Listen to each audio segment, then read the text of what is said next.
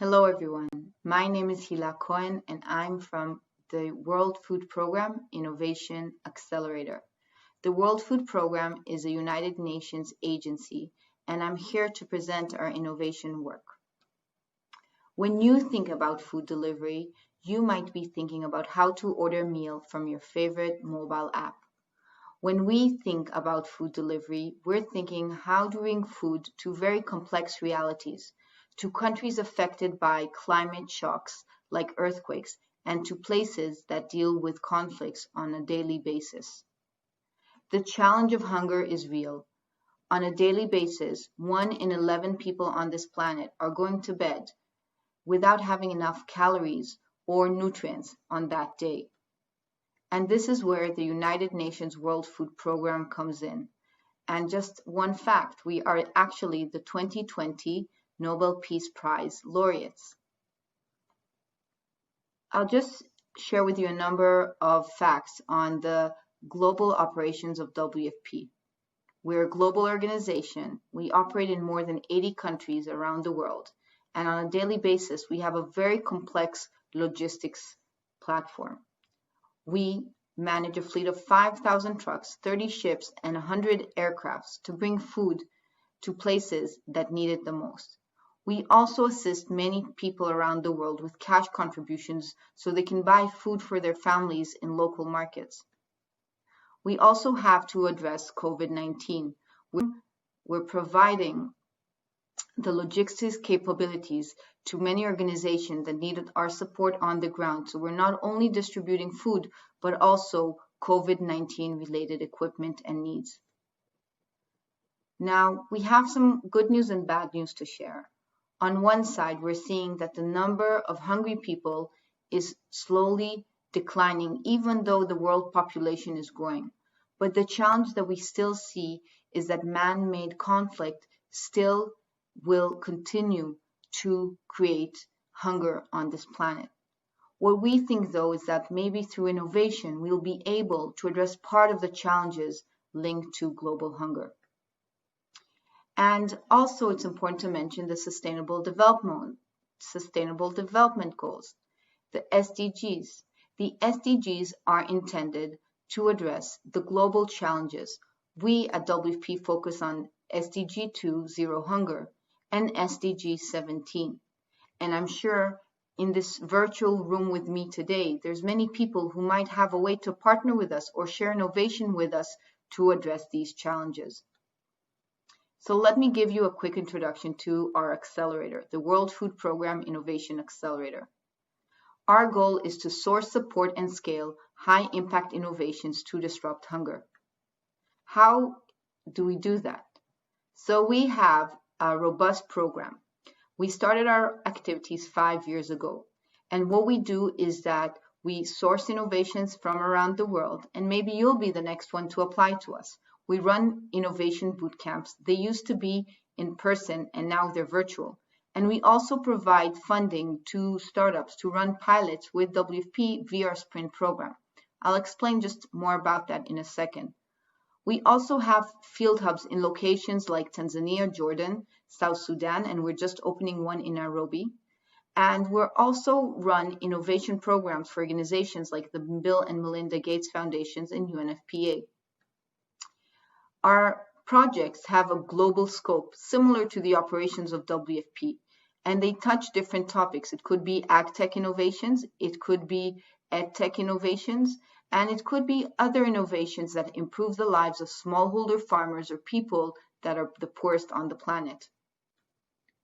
So you might say, why should I be interested in this program? Because if you're a startup, you could actually apply to our program on innovation.wfp.org and go through a program where we help you through your journey to understand how can your solution help WFP address its problems. This is a 5-day program, and we bring experts from the World Food Program. It could be a nutrition expert or a logistics expert to help you out. But we'll also ensure that you'll get mentoring from the best experts in the private sector, because maybe you have a question linked to marketing that your startup needs to address. We also help startups get funding from us to run a pilot on the ground with WFP.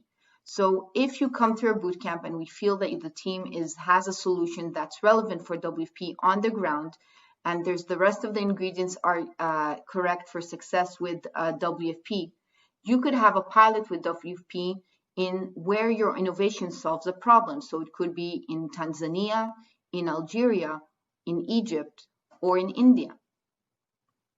And we also understand that scaling is not automatic, that specific scaling in developing countries needs specific attention. So over the last year and a half, we've developed a scaling program to really address the biggest challenges that startups in a scaling phase might have. And of course, where we operate in developing countries around the world, the challenges for scaling might be different than those in China, and we'll help you look into that as well. And another element of our work is that we also look into frontier innovations. We want to understand how we take the most futuristic technologies and make them relevant for WFP. This is an example of what you see on your screen is a project called Sky. And what we are doing with that project is to map houses in advance. So once there's a climate shock, we can compare the images of before the disaster to after the disaster, and hopefully we can see what's the level of damage using artificial intelligence instead of using the human eye. And this is just one example of our frontier work. And we also learned that our work can be relevant for other organizations looking at the SDGs. So as I mentioned, we run programs for other organizations such as the Bill and Melinda Gates Foundation, focusing on topics like vaccination delivery. And of course, as a team, we had to address COVID-19 and adapt to it. So some of our global projects, like the e-shop in Somalia that provides, this is actually an app helping people use to order from their home using a mobile app to order food that they need from the benefits that they get from WFP. So we're not only giving them the cash to buy the food, but we're also creating them a safe solution when they're in lockdown to order food so it reaches their homes. And this is something that we've launched in Somalia. And we have a blockchain solution in Bangladesh that is also helping people have a safe way to receive their entitlements from WFP. If you're interested in that, you can Google building blocks. And I'm about to share with you one example of our innovations called H2Grow. And what I wanted to share with you is that we also have a number of other innovation scaling. So if you're interested to learn more about them, you can just go to our website, innovation.wfp.org. And you can see that we have different ag tech related innovations, like related to a very big topic like post-harvest loss, PHL, but also other innovations that are create connections with food, nutrition, and children, like our Project Plus. But I will want to deep dive for a moment with you into H2Grow because I also know there's a Pinduoduo linkage to hydroponics. So we've taken the hydroponics technology and brought it to impossible places, and this is the H2Grow project. As you know, some of you probably know, that hydroponics has many benefits. You need less soil. Also, you need a substantial less amount of water, and you need less space to grow food. Now, this might be obvious to you, but actually what we've been able to do with hydroponics is to adapt it to the realities where we operate. In some locations where we operate, we've been told that the families want to grow food for human consumption or to create an extra income so they can grow the food and sell it in local markets. In other locations, like in Algeria, the local community shared with us that they want to grow food for their livestock because that's their most important asset. So we've tested hydroponics in different formats, adapting it to the different realities where we operate.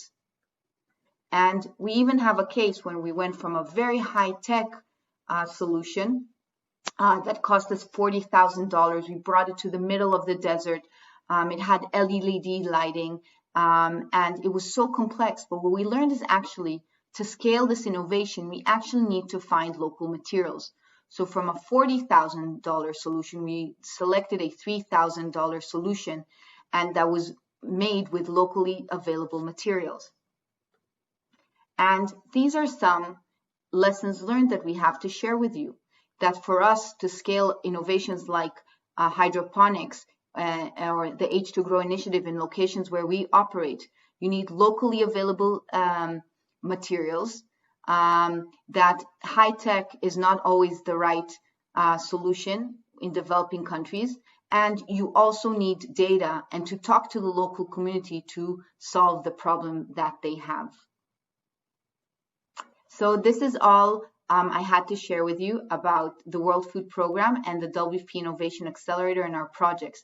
If you're interested to learn more about our work, you can visit innovation.wfp.org. You can check our LinkedIn page, WFP Innovation Accelerator, or email me at Hila Cohen at wfp.org. Thank you so much for your time. Have a nice day.